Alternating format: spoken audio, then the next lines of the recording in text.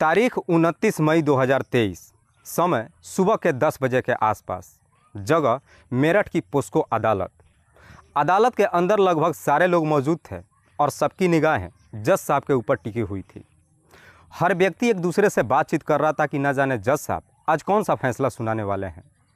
जज साहब के सामने कटघरे में एक व्यक्ति खड़ा होता है जिसकी उम्र लगभग 25 से 26 साल के आसपास है। जज साहब कहते हैं कि इस व्यक्ति ने ऐसी गुनाह किया है जो कतई माफ़ी के लायक नहीं है।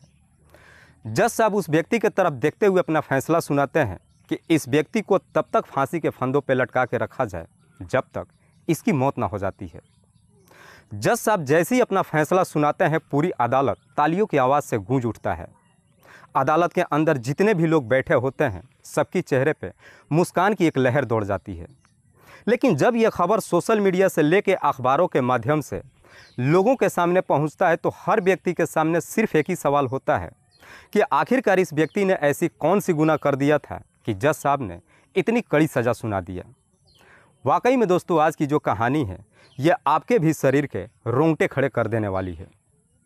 नमस्कार, आदाब, मैं हसमुद्दीन और आप देख रहे हैं सफ़र क्राइम तक। आज की जो सच्ची घटना मैं आपको सुनाने वाला हूं, दरअसल ये घटना है उत्तर प्रदेश की। उत्तर प्रदेश का एक ज़िला पड़ता है मेरठ और इसी मेरठ का एक थाना आता है सदर बाज़ार। सदर बाज़ार थाने के अंतर्गत एक इलाका आता है मेवात कॉलोनी, औरंगाबाद।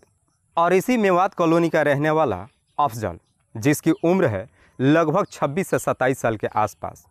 अफजल की पत्नी का नाम नाजिस, जिसकी उम्र है लगभग 23 से 24 साल के आसपास।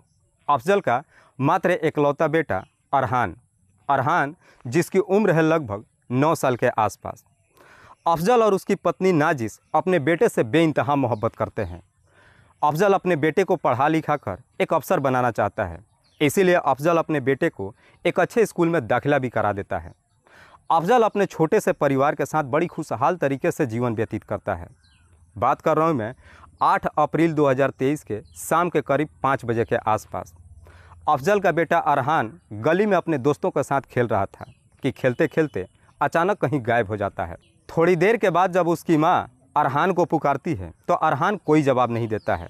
इसीलिए नाजिस अपने घर से बाहर निकलती है और गली में अरहान के दोस्तों से उसके बारे में पूछताछ करती है, लेकिन कोई भी अरहान के बारे में कुछ नहीं बता पाता है। उसके बाद से नाजिस अपने बेटे की हर जगहों पर तलाश करती है, लेकिन अरहान का कहीं कुछ पता नहीं चलता है। जब अरहान का कहीं कुछ पता नहीं चलता है, आखिरकार नाजिस इस बात की खबर अपने पति अफजल को देती है। अफजल को जैसे ही मालूम चलता है कि उसका बेटा कहीं गायब हो चुका है, अफजल अपने बेटे को हर जगहों पर तलाश करता है। अफजल को लगता है कि शायद उसका बेटा उसके बड़े भाई के दुकान पर चला गया होगा, क्योंकि अरहान अक्सर खेलते कूदते अपने बड़े पापा के दुकान पे भी चला जाता था। इसीलिए अफजल अपने बड़े भाई के दुकान पे जाता है, लेकिन अरहान उस दुकान पे भी नहीं मिलता है। जब काफ़ी वक्त बीत जाता है, अरहान का कहीं कुछ पता नहीं चलता है। अफजल अपने कुछ करीबियों के साथ नज़दीकी थाने में जाता है और अपने बेटे का गुमशुदगी का रिपोर्ट दर्ज करा देता है। पुलिस जैसे ही गुमशुदगी का रिपोर्ट दर्ज करती है, पुलिस को भी अब चिंता सताने लगता है कि आखिरकार 9 साल का बच्चा कहाँ चला गया। पुलिस काफ़ी तेज़ी से हरकत में आती है और अरहान को हर जगहों पर तलाश करने लगती है।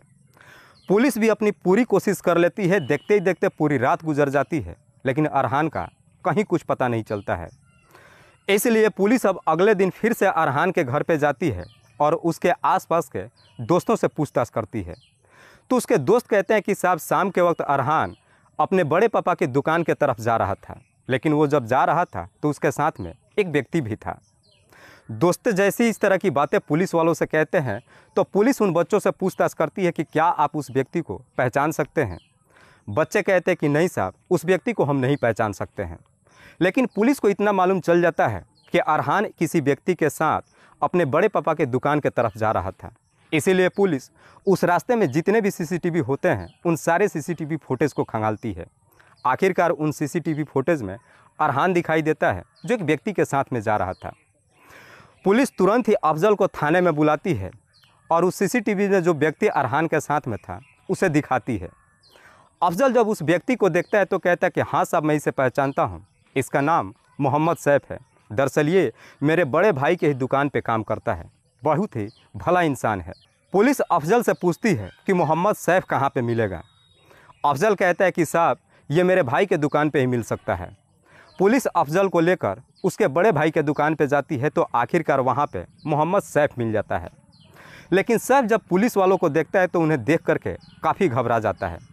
इससे पहले कि मोहम्मद सैफ वहाँ से भाग जाता, पुलिस काफ़ी फुर्ती दिखाती है और सैफ को धर दबोचती है और सीधे पकड़ करके थाने में पहुँच जाती है। पुलिस जब अफजल को लेकर के थाने में जाती है, अफजल से अरहान के बारे में पूछताछ करती है तो अफजल कहता है कि साहब मुझे अरहान के बारे में कुछ भी नहीं मालूम है। पुलिस कहती है कि कल शाम के वक्त वो तुम्हारे साथ ही जा रहा था और इसका हमारे पास सबूत भी है। बेहतर है कि बड़े प्यार से तुम सारी सच्चाई बता दो, वरना अगर हम अपने आप पे आ गए तो ज़रा सोचो कि तुम्हारी हालत क्या होगी। पुलिस जब मोहम्मद सैफ को डराने की कोशिश करती है, आखिरकार मोहम्मद सैफ भी पुलिस के सामने घुटने टेक देता है। मोहम्मद सैफ पुलिस वालों से कहता है कि साहब अरहान इस दुनिया को छोड़ के जा चुका है, दरअसल मैंने उसकी हत्या कर दिया है। लेकिन मोहम्मद सैफ जब इस हत्या की पूरी कहानी बताता है तो वाकई में इसे सुनने के बाद हर किसी के शरीर के रोंगटे खड़े कर जाता है। मोहम्मद सैफ जो अफजल के बड़े भाई के दुकान पे काम करता है, मोहम्मद सैफ जो ऑलरेडी शादीशुदा ही नहीं है बल्कि उसके छोटे छोटे बच्चे भी हैं। जब अफजल के बड़े भाई के दुकान पे काम करता है, इधर अरहान भी खेलते कूदते अक्सर अपने बड़े पापा के दुकान पे जाता है। जब भी दुकान पे जाता है तो मोहम्मद सैफ भी उसे बड़े काफ़ी लाड प्यार करता है। अक्सर बगल की दुकानों से मिठाइयाँ खरीद कर लाता है और उसे खाने के लिए देता है। अरहान भी मोहम्मद सैफ को काफ़ी पसंद करने लगता है। लेकिन मोहम्मद सैफ जब अरहान को देखता है, उसे देखकर मोहम्मद सैफ की नीयत बिगड़ जाती है। हालांकि मोहम्मद सैफ शादीशुदा तो था ही, लेकिन अरहान की मात्र 9 साल की उम्र देखने के बावजूद भी मोहम्मद सैफ के दिमाग में शैतान सवार हो जाता है। मोहम्मद सैफ एक मौके का इंतज़ार करने लगता है। आखिरकार 8 अप्रैल 2023 को शाम के करीब 5 बजे के आसपास मोहम्मद सैफ अपने मालिक से छुट्टी ले लेता है। मोहम्मद सैफ को पूरा यकीन होता है कि उस वक्त अरहान अपने गली में अपने दोस्तों के साथ खेल रहा होगा। मोहम्मद सैफ शाम के वक्त अपने दुकान से निकलता है, बगल की दुकान से कुछ मिठाइयाँ खरीद लेता है और अरहान से मिलने के लिए उस गली में निकल पड़ता है। जैसे ही गली में एंट्री करता है तो देखता है कि अरहान अपने दोस्तों के साथ खेल रहा होता है। अरहान जब मोहम्मद सैफ को देखता है तो खुशी के मारे उछलता ही नहीं है, बल्कि भागते दौड़ते मोहम्मद सैफ के पास चला जाता है। मोहम्मद सैफ कुछ मिठाइयाँ अरहान को दिखाते हुए कहता है कि मैंने ढेरों सारी मिठाइयाँ बगल के नाले किनारे झाड़ियों में छिपा रखा है। मैं चाहता हूँ कि हम दोनों वहाँ चलते हैं और चलकर जमकर पार्टी करते हैं। मोहम्मद सैफ जैसी इस तरह की बातें अरहान से कहता है, अरहान भी मोहम्मद सैफ की बातों पर यकीन कर लेता है। अरहान अपने दोस्तों के साथ खेलना बंद कर देता है और मोहम्मद सैफ के साथ वहाँ से चल पड़ता है। मोहम्मद सैफ अपने षड्यंत्र के तहत अरहान को लेकर के उस गली से लगभग 500 मीटर दूर नाले किनारे झाड़ियों में लेकर जाता है। जैसे ही झाड़ियों में लेकर के पहुंचता है, अरहान के साथ ज़बरदस्ती करने लगता है। अरहान जब चीखना चिल्लाना शुरू करता है, उसके बाद से मोहम्मद सैफ अरहान की मुंह दबा देता है और आखिरकार अपनी हवस पूरी कर लेता है। हवस तो पूरी कर लेता है, उसके बाद से मोहम्मद सैफ को यह डर सताने लगता है कि जब अरहान अपने घर पे जाएगा कहीं ये सारी बातें अपने अम्मी अबू से ना बता दे। इसीलिए मोहम्मद सैफ अब अपने आप को बचाने के लिए बगल के झाड़ियों से ही एक तार लेकर के आता है और अरहान के गले में लगाकर तब तक ज़ोर से खींचता है जब तक अरहान की सांसें नहीं रुक जाती है। उसके बाद से अरहान की डेड बॉडी को लेकर के बगल के नाले में फेंक देता है। उसके बाद से वापस अपने घर चला आता है। वाकई में मोहम्मद सैफ जब ये पूरी कहानी पुलिस वालों को बताता है तो पुलिस मोहम्मद सैफ को लेकर के उसके बताए हुए जगह पर जाती है। उस नाले में जब चेक करती है तो आखिरकार अरहान की डेड बॉडी झाड़ियों में फंसा हुआ मिलता है। पुलिस अरहान की डेड बॉडी को निकालती है और फिर उसे पोस्टमार्टम के लिए भेज देती है। लेकिन जैसे ही अरहान के अम्मी अबू को मालूम चलता है कि उनका बच्चा अब इस दुनिया को छोड़ के जा चुका है, एकदम से चीख चीख करके रोने लगते हैं। आस पड़ोस के लोगों को जब मालूम होता है तो आस पड़ोस के लोग भी काफ़ी मात्रा में वहाँ पे इकट्ठा हो जाते हैं। पुलिस कैसे भी भीड़ को संभालती है और बड़ी मुश्किल से वहाँ से मोहम्मद सैफ को अपने कस्टडी में लेकर थाने पहुँचती है। फिर पुलिस मोहम्मद सैफ के ऊपर गंभीर धारा में मुकदमा दर्ज करती है और उसे जेल भेज देती है। ये केस चलने लगता है, लेकिन इस केस की सुनवाई काफ़ी सीरियस तरीके से होता है।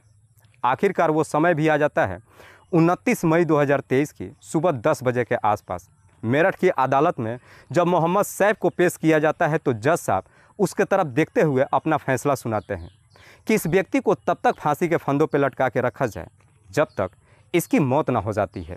वाकई में दोस्तों, जब यह असलियत खास करके आस पड़ोस के लोगों को मालूम चलता है तो इसे सुनने के बाद किसी को भी अपने कानों पे यकीन ही नहीं होता है। दोस्तों, इस घटना को सुनाने का उद्देश्य मुझे किसी को परेशान नहीं करना है, किसी को तकलीफ नहीं पहुंचाना है। बस आपको बताना है आप जहां भी रहें सुरक्षित रहें और अपनों का ख्याल रखें। तब तक के लिए जय हिंद, जय भारत।